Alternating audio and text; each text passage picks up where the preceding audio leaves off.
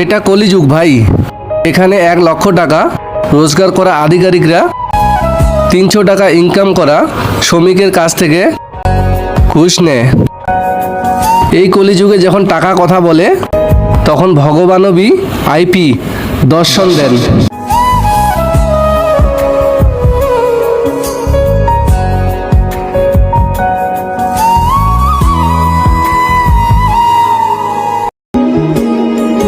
এটা কলিযুগ ভাই।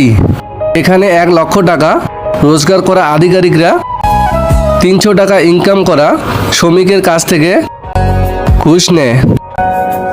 এই কলিযুগে যখন টাকা কথা বলে তখন ভগবানবী আইপি দর্শন দেন।